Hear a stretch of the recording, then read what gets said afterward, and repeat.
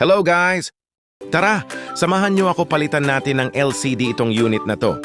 Redmi Note 9. Sabi ni client, nahulog daw sa bulsa yung cellphone niya habang nagdadrive siya. Okay, tanggalin muna natin tong SIM card slot. Sinundot ko na pala to kanina. Pagpulot daw niya nakahiwalay na yung LCD sa unit, buti na lang may case. Kaya maganda pa yung housing. Next, baklasin naman natin yung housing gamit ang proper tools. Sa pagbaklas, medyo ingatan lang natin. Unti-unti lang natin angatin yung housing sa mga corner. Kailangan guys, manipis na tools ang ipangaangat natin. May iba din gumagamit ng cards, yung iba naman mini flat screw. Depende pa rin guys sa diskarte nyo kung alin ang tingin nyo mas madali. Bawat manggagawa naman may kanya-kanyang diskarte guys. Yon, kapag naangat na, dahan-dahan nating angatin ang housing. Tandaan nyo kung may fingerprint ang unit na gagawin nyo, huwag nyo agad hihilahin yung housing para mapahiwalay sa unit. Kasi yung fingerprint sa housing konektado sa unit, so doble ingat lang tayo. Sabi nga nila, slowly but surely. Kapag tanggal na yung housing sa unit, isunod nyo tanggalin yung chips ng fingerprint. Para maihiwalay nyo muna yung housing para mas madali ang paggawa nyo. Kailangan nyo kasi baklasin lahat ng tornilyo sa likod para matanggal yung ibang chips. Lalo na yung sa LCD, gamit lang tayo ng mini screw.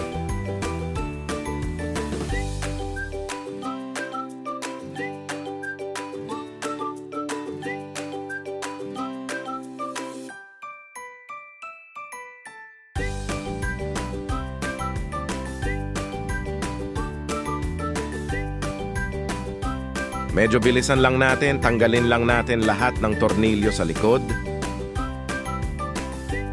Ang ginawa ko nga pala dito, tinanggal ko muna lahat ng tornilyo sa plastic cover. Doon kasi nakapailalim yung chips ng fingerprint.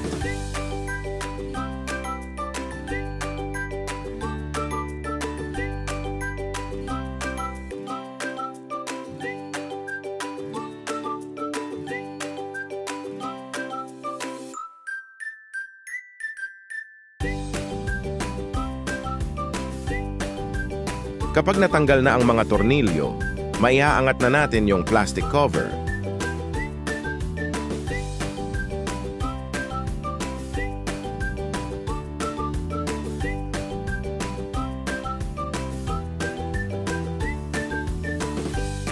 Kailangan lahat ng tinanggal nating tornilyo ay maibalik din natin mamaya, kaya itabi natin.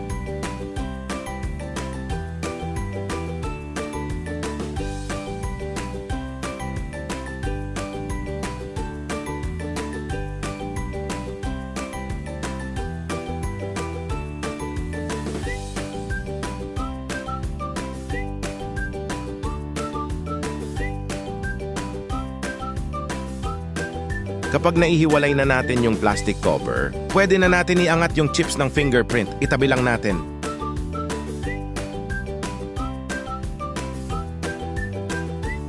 Pagkatapos iangat na din natin yung chips ng fingerprint.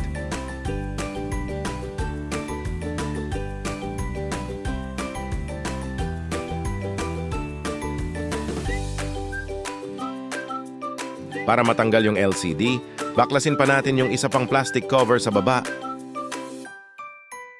Gamit lang ulit tayo ng mini screw para sa pagtanggal ng mga tornilyo.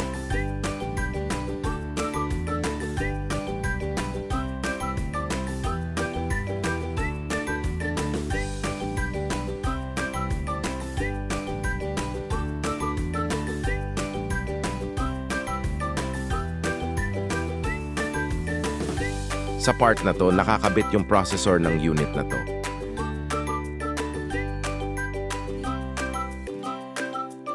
Natanggal ko na yung LCD na basag at nakaabang na din yung pamalit.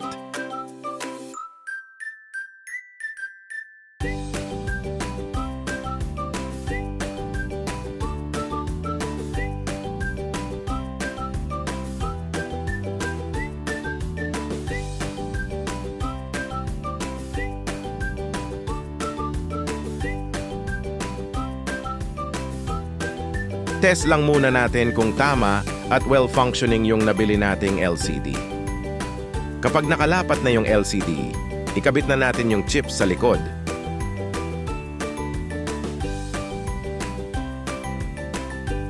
Then i-power on na natin para makita natin kung gumagana.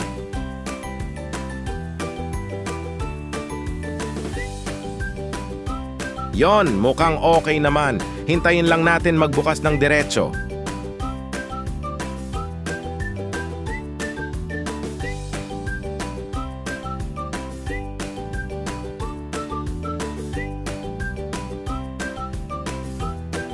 Ngayon naman, input ko lang yung pin ng unit para ma-browse pa natin.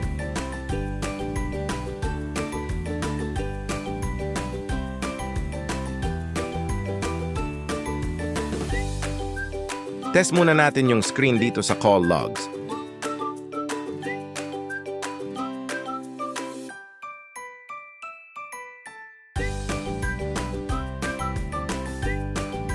Yon, responsive naman yung LCD, maganda yung nabili natin sa shop. Okay, i-power off muna natin para maibalik na natin lahat ng binaklas kanina. Pagkatapos ay tanggalin muna natin yung chips pansamantala.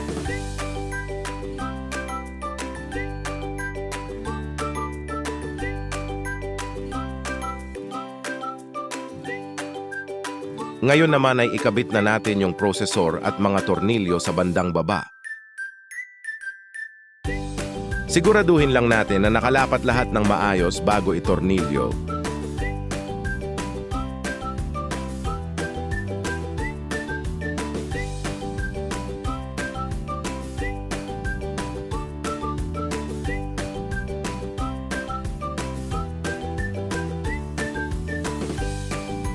Ikabit na ulit natin yung chips ng LCD. Next naman ay ibalik na natin lahat ng tornilyong binaklas kanina sa bandang baba.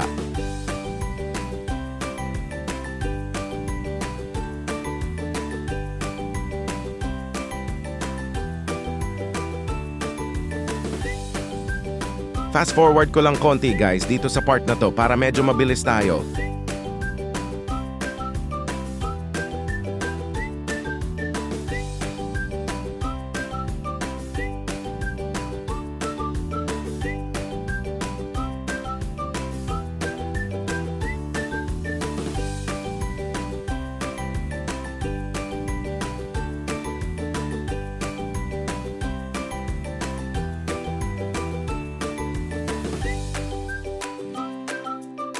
Pagkatapos ay isunod naman natin yung bandang taas. Sa may camera side, sinunod ko na rin yung housing ng camera. Pagkatapos ay ikabit na natin yung chips ng fingerprint na nakadikit sa housing kasi nakapailalim ito sa plastic cover para tuloy-tuloy na sa pagtornilyo.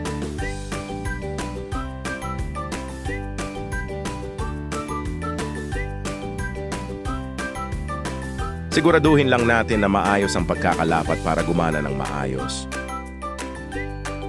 Then, isunod na natin yung plastic cover.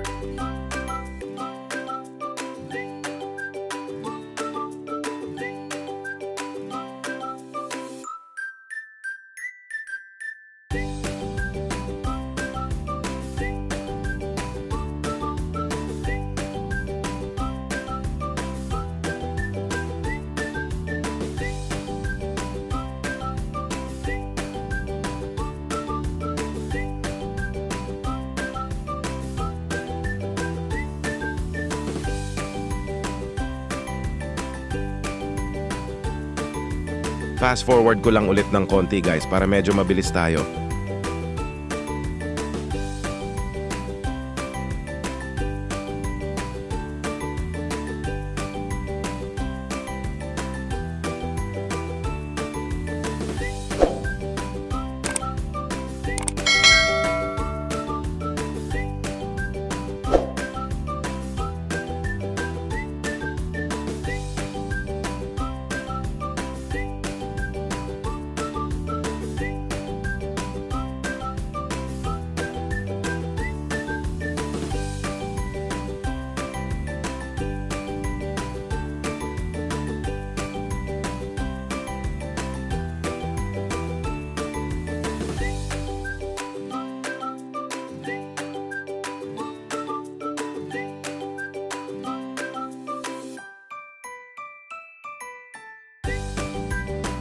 Pagkatapos maibalik lahat ng tornilyo ay ilapat na natin ng maayos ang housing. Kapag magkakabit kayo ng housing, Lagi niyong titingnan yung mga button kung nakakabit ng maayos. Lagi niyong uunahin ang paglapat dun sa side ng button para madali niyo maikabit.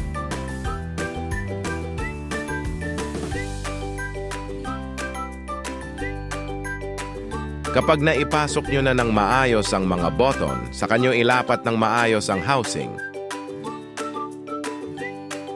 Double check nyo lang ang bawat corner at gilid kung walang angat.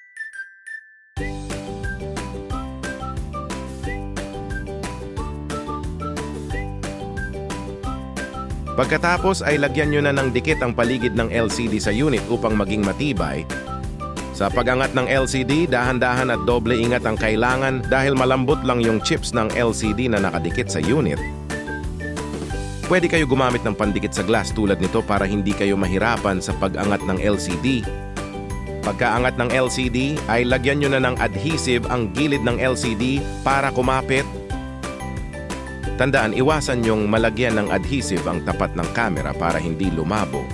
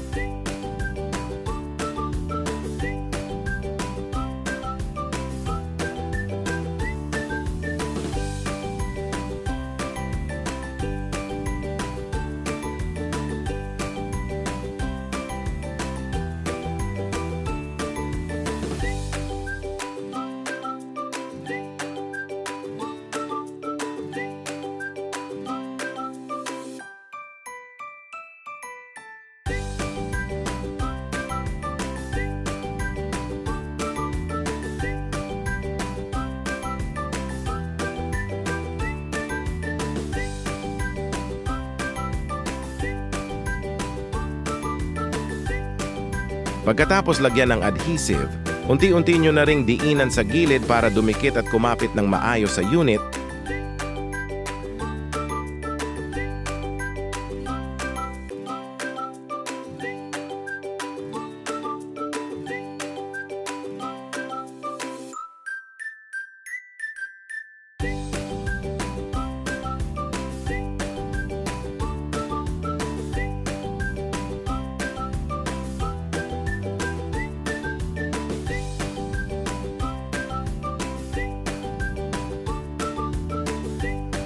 Kapag sa tingin nyo ay maganda na ang pagkakalapat, talian nyo ng rubber bond ang unit para maging maganda ang kapit ng adhesive at siguradong matibay.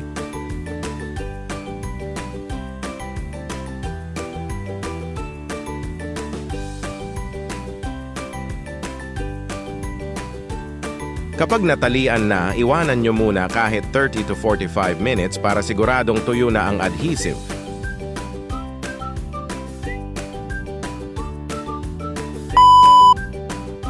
Yon, after 30 minutes nga ay tinanggal ko na ang rubber bond.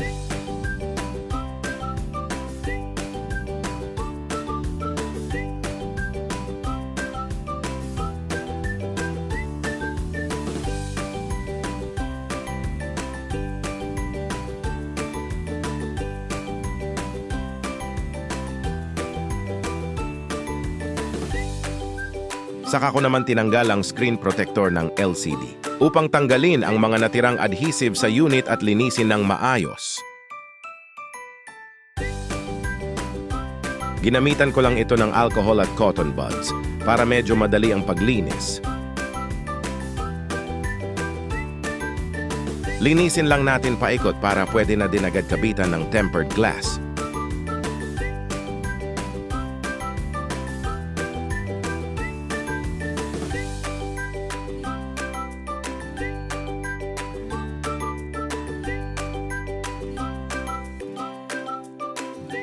Habang nililinis ko ay binuksan ko na rin para matest ko kung gumagana ng maayos.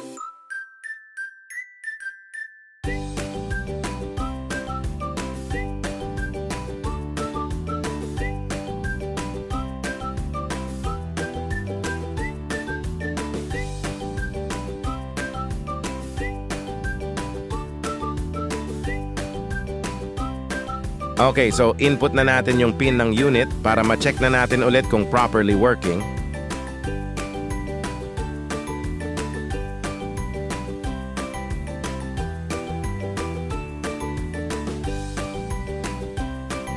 Tinest ko na rin yung fingerprint kung responsive at yun okay naman.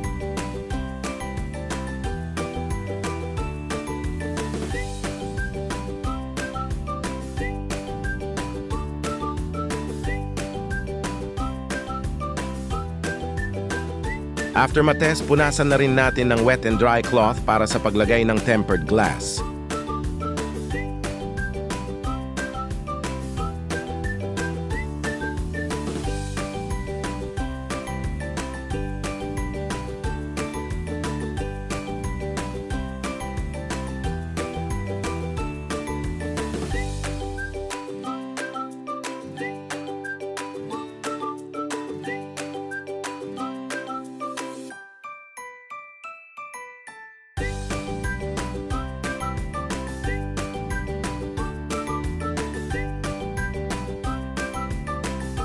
Pagkatapos ay dikitan na natin ng sticker para mawala yung maliliit na particles. Yun kasi ang nagiging dahilan ng pagkakaroon ng bubbles sa tempered glass natin. Kaya mahalaga talagang maganda ang pagkakalinis natin sa screen.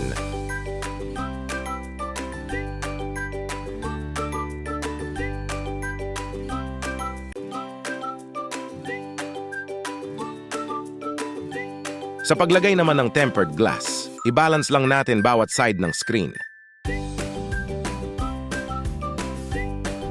Pwede rin tayo gumamit ng guide sticker para mapadali tayo.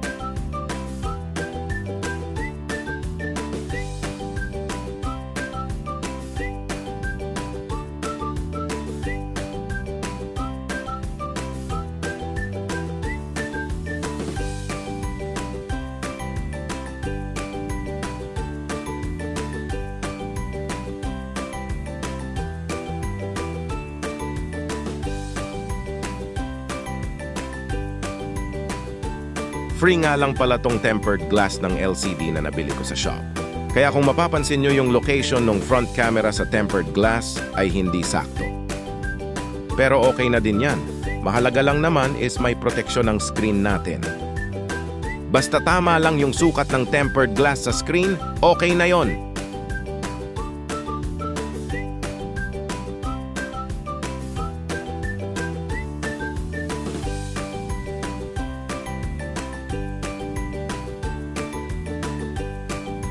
Kapag nailapat na natin yung tempered glass, medyo hagurin lang natin para mawala yung bubbles.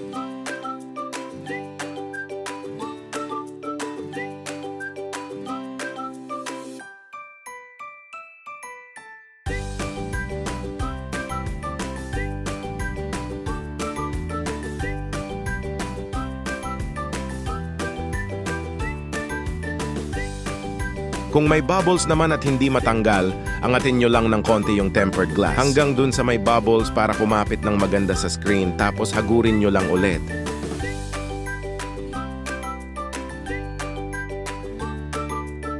At yon, maganda ang resulta ng ginawa natin. Tapos na tayo sa pagpalit ng LCD.